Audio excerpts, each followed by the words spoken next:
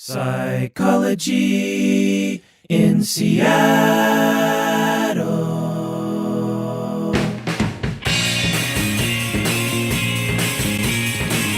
Hello and welcome to Psychology in Seattle. I'm your host, Kirk Honda, licensed therapist. I'm Mandy, Kirk's cousin. And I'm Humberto Castañeda. I'm the number 3 comedy critic for the Tacoma Times. Who's number 2? This bastard. Yeah, I bet. Please like us on Facebook. Please subscribe to us on iTunes. Please review us on iTunes. You can also find us on the mynorthwest.com website, which is associated with KIRO, the radio/TV station here in Seattle. You can also subscribe and comment on YouTube, which is interesting. A lot of our foreign people that will listen and watch will comment on YouTube. I think YouTube's bigger in other countries to have an account on YouTube and actually comment. I think it's bigger. I see a lot of international comments on almost all the videos I watch. Yeah.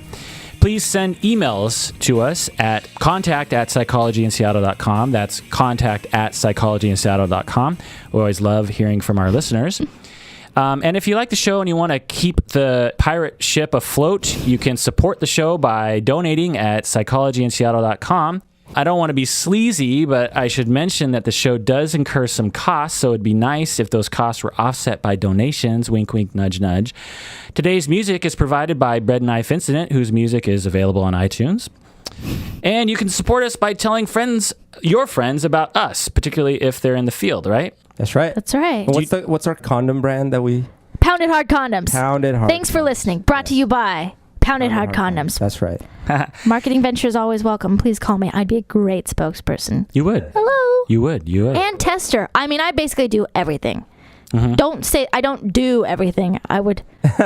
No, it's already said on air. We could cut that part. What wouldn't you do for an advertisement? Don't guilt me like that. You know I want to keep our pirate ship afloat. You know I want to get to that penis festival in Japan. I got dreams. That's right.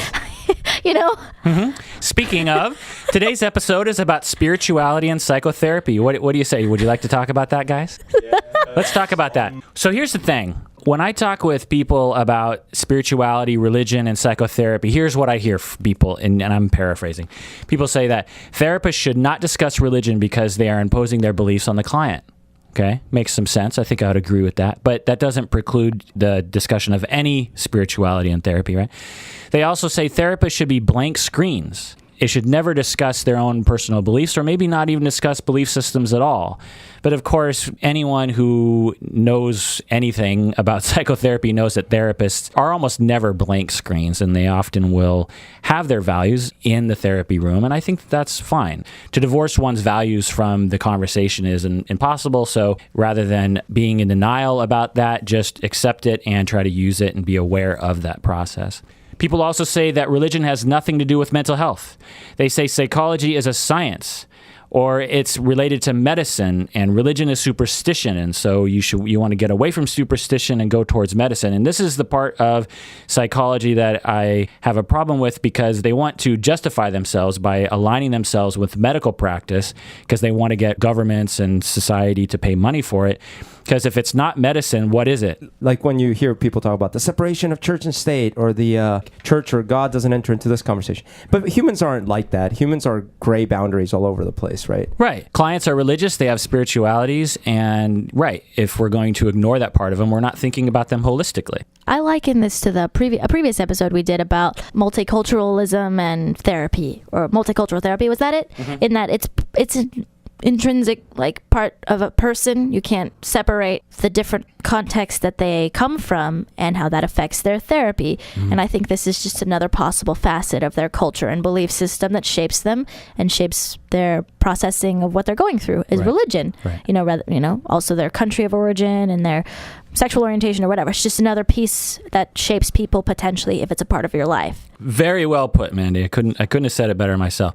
Berto, you've been in therapy. I have. Did you discuss religion in therapy? I did, yes. Oh, you did? Yeah. I thought you were going to say no. No, we did. How did you discuss it? Anger towards organized religion. Did you know your therapist's religion? No. Did you ever get the sense that the therapist looked down on you about your belief system? No, and she never disclosed it directly, but I guess I could kind of surmise that she probably had become more kind of new agey. I hate to say that. What gave you that impression? Her clothing, her decorations, the way she spoke about mental things or spirituality sometimes. Yeah. But I could have been totally mistaken. It's just Yeah. And she just never came out and said, here are my belief systems, and here's why I don't. And she certainly never passed judgment on my belief. Well, another thing that I hear people say is that religion is oppressive and it has no place in therapy. Another thing I hear is that religion is a ridiculous fantasy or a delusion. I think Freud even might have commented on that a little bit. Some theorists in my world, psychodynamic world, will say that a belief in God is merely a remnant of early childhood development. When you're very small, you look up to your parents as if they're gods because they can do everything that you can't do. They seem to be magical people. They're giants. They can do anything, and you have no idea how they do those things.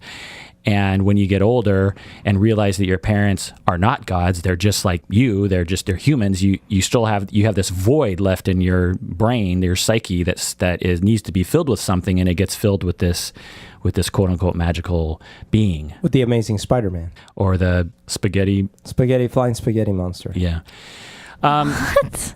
Have you heard of the flying spaghetti monster? That's the atheist god. It's used as an example by some atheist debaters. So what they'll say is, well, why can't I believe in, say, a flying spaghetti monster, which consists of essentially a blob of spaghetti that can fly? And someone might say, well, that's ridiculous. And they might say, well, I know I have no evidence for it, but that's my belief system. And they would argue that someone's religion may also not have evidence for itself. So that's kind of their... I've never fully found it to be the best way to debate anything like that, but it certainly is an example of I can make my own belief system too. Yeah. Anytime you see a parade in Seattle, there will often be a flying spaghetti monster, and now you know what it means. Yeah. Really? Mm-hmm. All this time? Yeah, it just looks like they'll just dress up in a humongous, like a Muppet thing, and it has spaghetti flying. Oh, I like Muppets. But I think the reason it doesn't work... It's not very cute, though, honestly.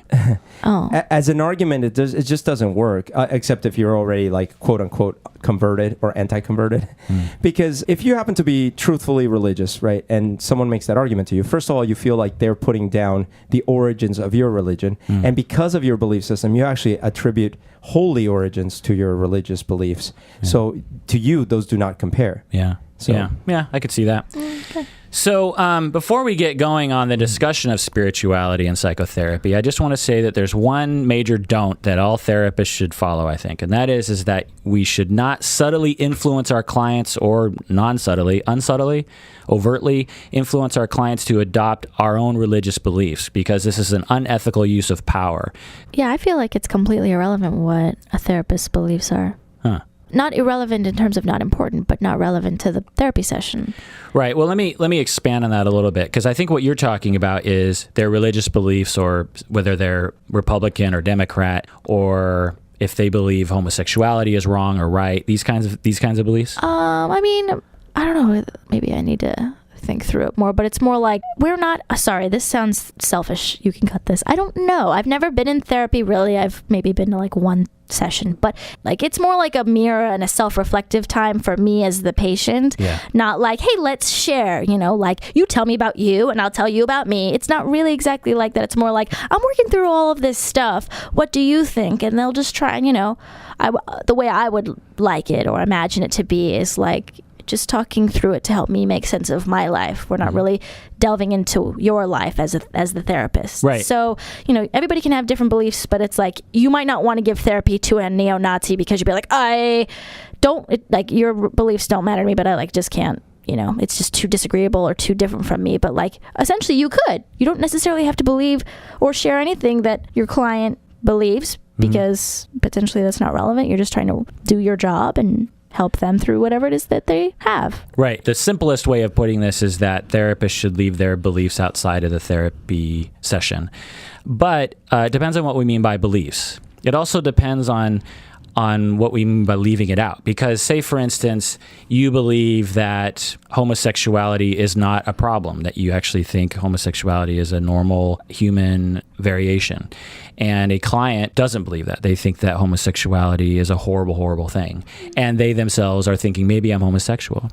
well, is it a belief system that homosexuality is okay, or is it not a belief system? Is it scientifically proven that homosexuality is okay? If a client's struggling with their homosexuality and, they're saying, well, my church says it's wrong, but I don't know, I have these desires on the inside. I really don't know what to do. I've talked with a lot of people. What do you think, therapist? And the therapist says, I'm not here to tell you what to do, which is probably a good response. But then the client says, well, I don't really know. You know what? I think I've concluded that homosexuality is wrong, and I'm gonna stamp down my sexuality. I'm gonna get control of it, and I'm gonna get married to a woman like a good boy, and that's what I'm going to do.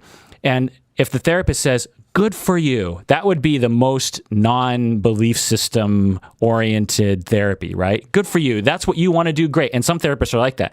Most therapists that I know would not say that. Right. They would say, well, they would just suggest a little bit. Proceed with caution and a lot of thought. Caution, thought, but definite message that homosexuality is a natural human variation. If I were hearing a client, not that I'm a therapist, but if I were hearing clients say something like, all right, I'm just going to stamp down such and such feeling and do blah, I might approach it from that generalized idea of, maybe stamping down feelings isn't always a good approach. Right? Well, let me give you another example. I want to kill my neighbor. Ooh. I'm going to stamp down. You should probably stamp down that feeling. Well, that's a value judgment. You see what I'm saying? And that's okay. What the point is that historically psychotherapy has said, leave your values at the door. That is a lot of. That's not values. That's law. The killing the neighbor part is illegal. The laws in this country have not always been in alignment with what I would believe to be more moral or ethical. So often they are, but. Right. Okay. But I guess with the murder, you might choose something like we might want to work on ways to redirect your feelings or your emotions, blah blah blah blah blah. Because as you know, that is illegal. I don't know. But the way you frame it, even the kinds of questions you ask, the kinds of ways you raise your eyebrows, the kinds of things you say, as opposed to I mean, there's different ways of responding, and clients pick up on that, and that's an okay thing. That's good. That's an okay thing. Just therapists should be aware of what they're doing. They shouldn't be in denial that that values are there. Then what do they do? What is it that one does when the therapist realizes my beliefs are that this instance I am totally fine and supportive of homosexuality as a human variation, and my client is decidedly not okay with it? Like, can they still continue a meaningful therapy relationship, or might they be better served from a therapist who is in agreement with them? Depends on the therapist's approach to the therapy. Right, because it's like they can't try and change their mind about it or influence them. Like you said, that would be an abuse of their power and influence over a potentially vulnerable person, totally mired in a life crisis. Unless you believed it was an oppressive thought that was unfair to them and to gay people.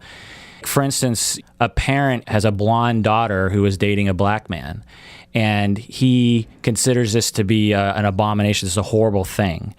Well, some therapists might say it is their non-therapeutic but ethical responsibility to at least suggest to this person that this belief system is bigoted, wrong, unfair to a whole group of people. Mm-hmm. Now, some therapists wouldn't. I'll tell you, just for the record, I would. I made this decision a long time ago after going back and forth that under certain circumstances, I'm going to sort of put my therapist hat aside and I'm going to put my moral hat on and just tell people, you can't hurt other people. That's wrong. And that's not a therapist statement. That's a moral statement. I've had clients recently say that they have urges to hurt people, these strong urges to hurt people. Now, is it therapeutic for me to tell them, that's wrong to act on that? It's okay to fantasize it, but it's wrong to act on that. I'm not conducting therapy at that point. I'm trying to protect other people from being harmed because I care about human beings. And a black man who is being oppressed by his girlfriend's father is being treated unfairly, and I'm going to say something. Now, am I going to force this person to think differently? No, I don't. Am I going to manipulate the person? I'm just going to come out and say it and say, this is my belief system, take it or leave it. You could say the same sentence to 10 different people and get 10 different responses from it. Right. 10 different reactions. So because of that, I don't know that you making that value statement in that case is or is not therapy. What I do know is that it's not neutral. It's not neutral. So then the question now to apply it to a religious observation. So let's say I come in and I say, all right, here's the deal. I am very religious, and my religion says that I should not use medicine. And my daughter is very sick, but I'm just praying, and my wife is starting to have doubts, but I really believe that we should just keep praying, and I don't believe in medicine. So how would you approach that? I'll tell you what I would do. If there were no children involved, I probably wouldn't touch it. Mm-hmm. If there were children involved who I thought were too young to make these sorts of decisions on their own, a wife can say to a husband, I don't want to go along with this religious practice. Mm-hmm. A 3-year-old will not say that in all likelihood. They're not going to say, I went on the internet and found out that you're a religious belief. They're just going to go along with it, or they can't even. They might be too sick to even know. Yeah. I've never been in that situation, so, it's challenging. But again, there's a certain line for me, and some would very much disagree with this, and I accept that. There's a certain line for me where harm to other human beings requires me morally to do something, to take an action. If someone has a belief that doesn't harm another human being, like someone could be homophobic and not actually do anything about that belief. Right. And I don't necessarily have a problem with that. That's their belief, that the thought in their head sort of permeates out to some extent, but it's not a direct harm to another human being. But if they're saying that they want to harm homosexuals, then that's a different issue. Or that Right. their neighbor is a homosexual and they're really wanting to harm him. Or they're excommunicating their child because they're gay. Sure. Now, am I going to say I'm not going to work with you if you don't? No, I'm just going to throw it out there and say my belief system says this, and here's because another thing is some people don't have a lot of opportunity to be told the other side of the other viewpoint. The group of people that they hang around with says the same thing to each other and reinforces it, and so sometimes you just want to throw out another point of view and see what happens. But we're sort of getting away from the topic of religion and spirituality. I want to get back to that. So the reason why I believe that spirituality and religion should be discussed in the therapy session, if necessary, or if it comes up, is because one of the things that I think a lot of people don't realize, but maybe particularly in Seattle, is that most Americans identify as being religious or spiritual, but many religious. Mm-hmm. And in Seattle, I find that the assumption is that people are not religious or spiritual. In Seattle, it's almost like everyone just assumes everyone's atheist. Don't you find that to be true? Actually, I've always gotten the sense that there's a lot of spiritual people around Seattle, but they're probably like Buddhists or Taoists or just, like I said, New Age or some other type of spirituality. Right. Like if you thought of a spiritual person in Seattle, you'd think New Age or something. Yeah. But actually, statistically, it's mostly Christian. It's just like the rest of the states. Right. But they're in the closet because they aren't comfortable talking about their religion because they know that the majority of Seattleites will scoff at them. My Korean friends, a lot. I mean, they're right. I was going to say that too. Yeah, they're very religious. Very religious. I was going to say that. Yeah. So some examples of when religion or spirituality might come up in therapy that I have seen is the thing that came to mind first was when a client loses someone, when someone dies. There's a whole slew of meanings that get attributed to death, to the process of dying, to the process of mourning someone, and religion and spirituality is a part of that, I think, depending on the person. And I think that a lot of clients, when I ask them the following questions, they're taken aback because they aren't. I think they think that, oh, have we just crossed the line into some other realm? And I'll ask the question. I'll say, do you believe in an afterlife? If someone believes in an afterlife, there's a very different meaning when you lose someone and there's an afterlife than when you lose someone and there is no afterlife. Do you know? Right. If your mother dies and you believe in a heaven, then you're sad that your mother is gone, but you believe your mother is still existing. In fact, she's in the most wonderful place that you could possibly imagine. So to some extent, you're really happy for that person. Unless she was a bad mom. Unless she was a bad mom and she's in a different place, right. Which is a whole other meaning, right? Right. Whereas if you don't believe in an afterlife, regardless of what religion or spirituality you are, and someone dies and you just believe they've been turned off and they no longer exist, then that's very different. It's a completely different reality. Right. And actually, the flip side could also be very hard. Like, let's say you are very religious and you come into therapy and you say, okay, my nephew just died. Say, oh my gosh, do you believe in an afterlife? I do. Okay, well, does that give you comfort? No, because I couldn't convince him to believe, and so he's now gone to the worst place, and now I'm desperately, sad about this, and blah blah blah. Right. And that could happen too. Right. I find that most clients will not bring it up. They don't say, "My mother died, but I know she's in heaven," or "My mother died, and by the way, I don't believe in an afterlife." I don't hear that. So it requires me as a therapist to ask. It's almost like I want to give the client permission to talk about that. And for some people, I find a lot of people in Seattle, when I ask the question, they'll say, "Well, I have a sense of something." Even for some Christians, they might not necessarily believe in heaven. And so what I find is when I ask the question, it gets them thinking about something that is going on in the back of their head anyway. And then we explore it. And I explore it in their language. If they use the word heaven, I use the word heaven. If they use the word reincarnation, then I use the word reincarnation. If they say the person was just turned off, then I use that language. So that's one situation. Another situation is when someone's approaching death themselves. Again, the meaning of approaching death and being turned off forever, that's different than the meaning of approaching death and going to heaven or hell. Those are very different, or being reincarnated or joining the universe or whatever the various beliefs are. So you're conscious about, like, for example, you don't ask, "Do you think you go to heaven?" Yeah. You ask, what do you think happens? Or whatever. That's right. I would advise therapists to use general language and then wait for the client to use their language and then use their language. You don't quote the Bible verse directly. Right. And I try to be very neutral in the way I ask the question because I'm sort of stepping into a zone. I don't go, "So you believe in an afterlife, right?" I don't say that, right? I try to be as neutral as possible in the question. Another situation that I see coming up in therapy is when a family comes together during worship. One of the big things that I try to do is promoting togetherness and love and bonding. And some families, if you don't ask them, they won't necessarily tell you this, but they do a lot of bonding around church. Worshiping and various different spiritual rituals or practices can have a profound effect on people. And if you're not familiar with that, you might not ask it, or you might not even know what that feels like, particularly if you're a sort of person that hates religion, which I find that there's a fair amount of people that have baggage around religion. And avoid that topic, or when a client talks about religion, they either sort of poo-poo it as like, "Oh, that's sort of a ridiculous form of society," or that sort of thing.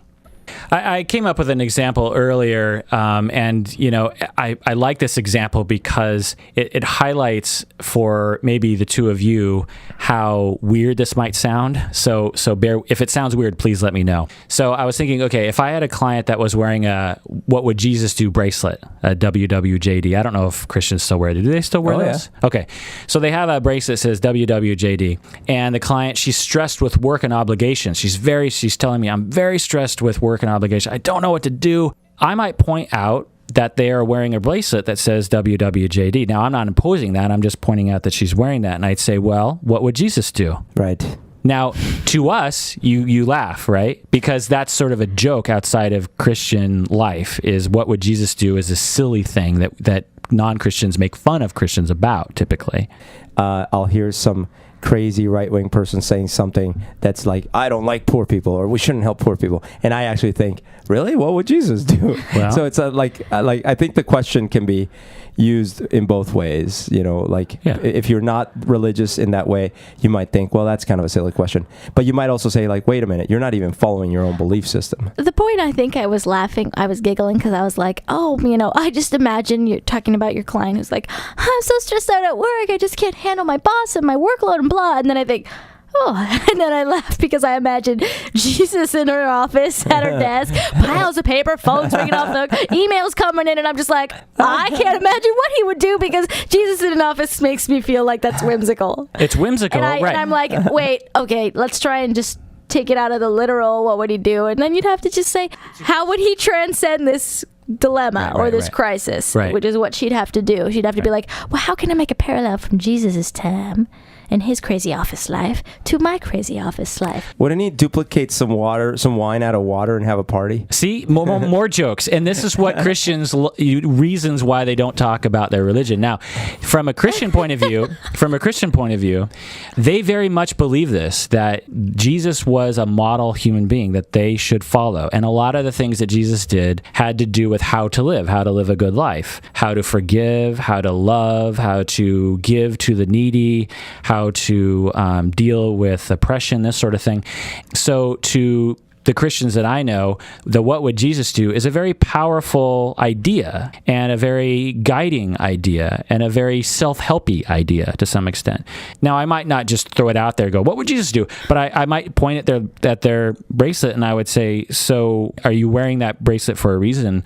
I mean, I would lead up to it to some extent and I would say, so, what would Jesus do? Now, that would be me introducing spiritual language that I would assume the client would be thinking about since they're wearing that bracelet. And the idea is that the client would self-reflect and say, okay, well, again, Jesus didn't work in an office, but what would the attitude be that Jesus would have?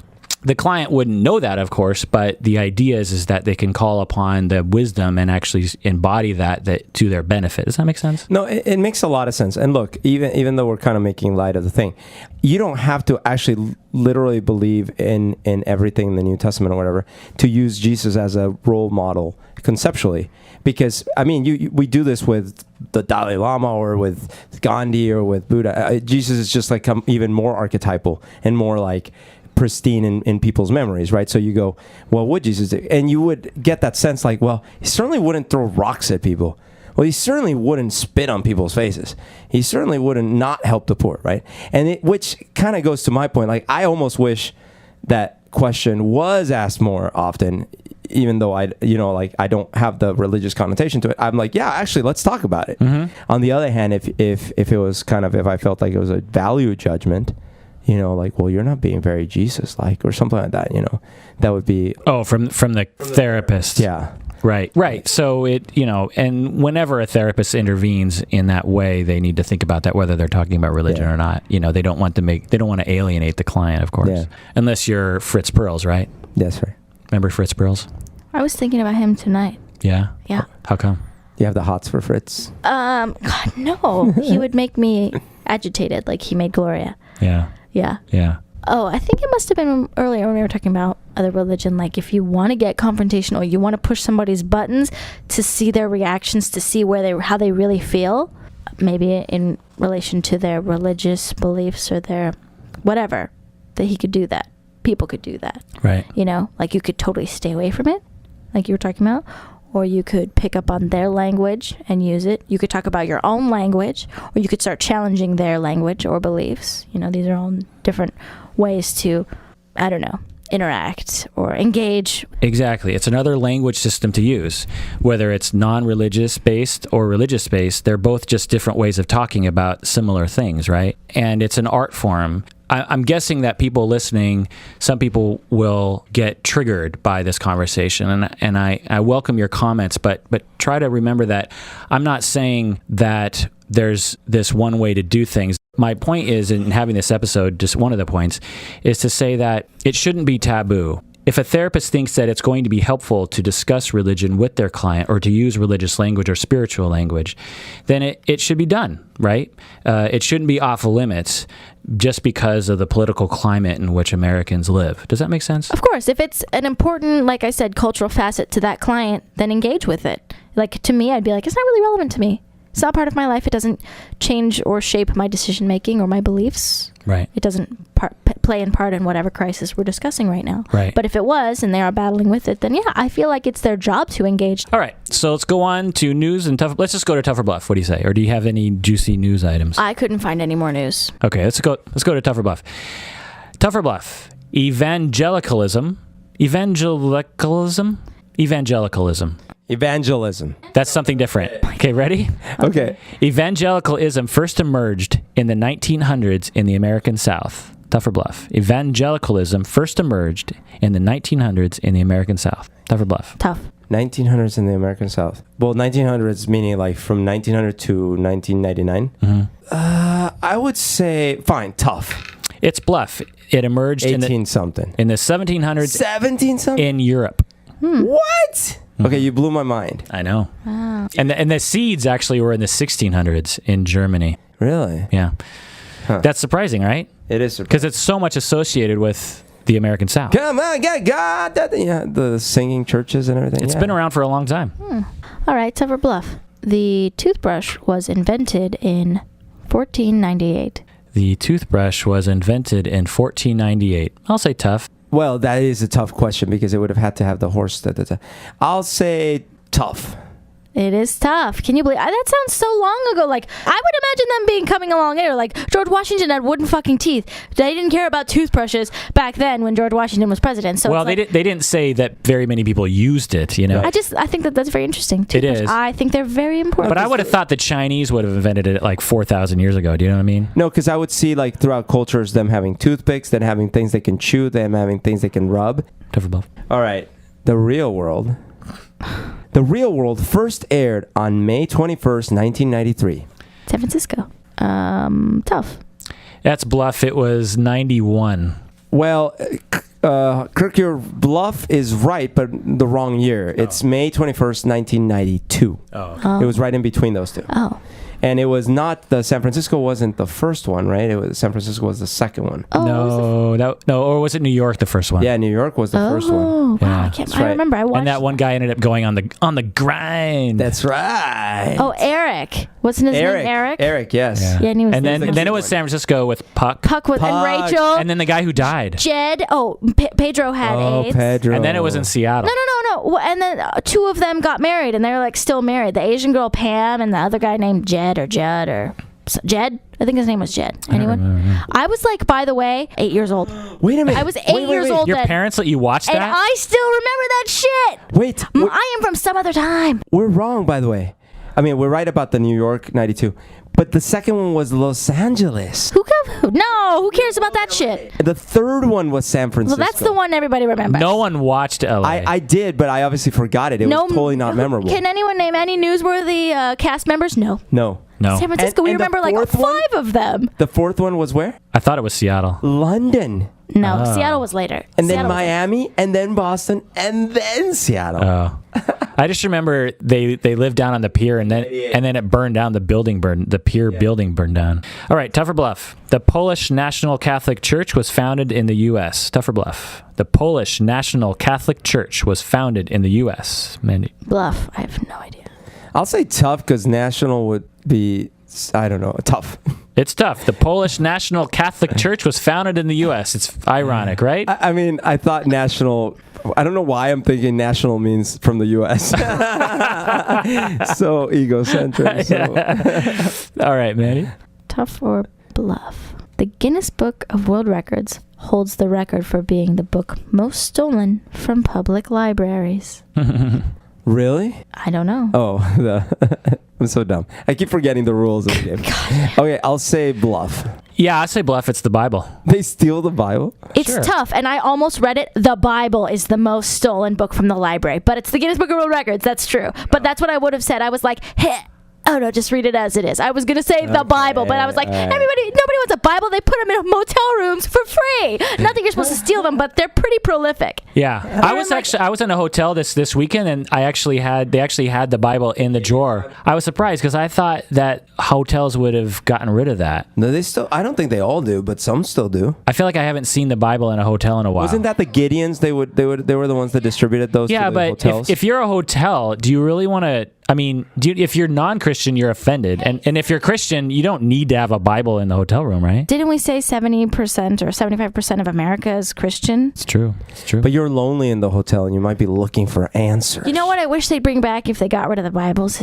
I don't actually know if I wish this or if I just wonder. Anyone been to one recently? The motel with the quarter operated vibrating function where the bed would be like... That's a different kind of hotel. Was that only for like sex motels that you rented hourly, or like normal motels used to have it? No, yeah, normal motels would have it as a gimmick. Like the shaking bed? Uh-huh. Oh, really? Have you been on one? No. Yeah, so a lot, like kitschy hotels would have I don't need the coins. You just lay there. I just shake my butt. Have we all gone twice? Tough or bluff? I think I only went once. That's fine. Yours are always weird. Did you do two? I think I did too. Did you do two, Mandy? Yes, I think we only did one. We've only done one. No, we did I two. just did two. The toothbrush one and the You'll Guinness go, Book and then I'll do a short one, then go. In 1995, the top-rated MTV show was Beavis and Butthead. 1995, top-rated MTV show was Beavis and Butthead. Well, Beavis and Butthead was on from 92 until maybe beyond 95, so it's possible, but I don't think 95 it was still that popular, so I'm going to say bluff. I'm going to say it was like the number one in 93. Mandy, do you even know what Beavis and Butthead? Yes, of course. I watched Beavis and Butthead as an 8-year-old. Oh. Or as a 10-year-old in You were not 1995. supposed to. What kind of parents did you have? Shh. They were really nice. I know them. I love them. I love them too. And apparently they did not give a shit what I did. Look at how I turned out. I know. It didn't affect you at all. Look at me. You're totally normal. Fuck you. Jesus tells She me just to gave me a scary look, cut you dude. up later. Tough or bluff? Tough or bluff? Beavis and Tough. I Butthead. don't- Tough? Tough? Yeah. Yes. Booyah. But see, it's a trick Olé! question, but it is technically correct. Beavis and Butthead was the top-rated series until July that year, when it was surpassed by The Real World. Interesting. Okay, one more. According to Wikipedia, the Church of Satan does not believe in Satan. The Church of Satan does not believe in Satan. Mandy? What? Bluff. I don't know. I used to know this in high school, and I think the answer is tough. Why? Because it's a philosophy, not literally a belief in the Catholic Satan. Right. The Church of Satan does not believe in Satan. They don't believe in anything. It's actually an atheistic religion. So, Well, their name sounds really scary. right. Ugh. But they I don't know. You have to read up on it. It sounds like an interesting conglomeration of philosophies. It's interesting. But I can't imagine anyone going, I want to be in the Church of Satan. Why not just be an atheist? I don't know. It's an ironic thing because they were saying because it was a church about like your pleasures and following your human and animal instincts. They threw the Satan thing in there kind of to rub it in to say like it doesn't matter what we call it because it doesn't matter what we call it. Yeah. So I don't know. But they adopt a lot of this satanic symbology. Like I think that was to piss people off. Yeah, maybe. All right, that does it for another episode of Psychology in Seattle. Thanks for joining us. Please take care of yourself and don't be afraid of religion, people. No. Woo! We never clap at the end of shows. Can we all give a big cheer? Okay, ready? 1, 2, 3. Woo! Why am I the only one? You bastards. See, we laugh. We're cheering in a form of mocking laugh at you. That was like those moments where you're like, let's all jump off this bridge together. And then Berto's the only one. And he's like, You were always that schmuck, weren't you? Hey, guys. Have you seen the new Batman movie? No, I want to. I'm afraid to go to the theater Why? because of the shootings. I didn't like it very much. Really? Yeah. Really?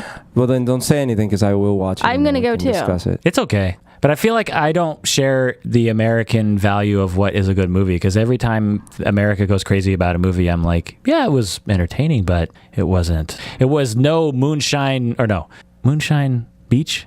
Moonrise Kingdom. Moonrise Kingdom. Did you It was see no it? Moonrise Kingdom. Yes, I love that movie. Okay, I love Wes Anderson and I haven't seen that yet. Don't tell It me. was It's awesome. maybe his best one. What? Like I love all Royal of his movies. Tenenbaums. I love all of his movies. Me too.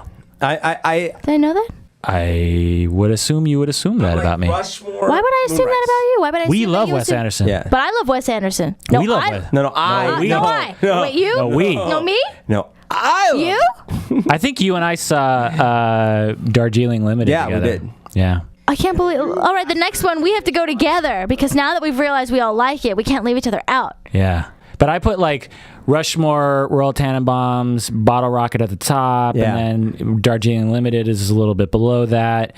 And what are the other ones? The Life Aquatic with Steve Life Zissou. Aquatic, you know. Fantastic Mr. Fox. Fantastic Mr. Fox is pretty good, but Yeah. the Moonrise Kingdom is up in the upper category. Oh my God, I can't wait. I'd say for me, it's at least saw it top too? 3, if not top. Yeah. Fuck.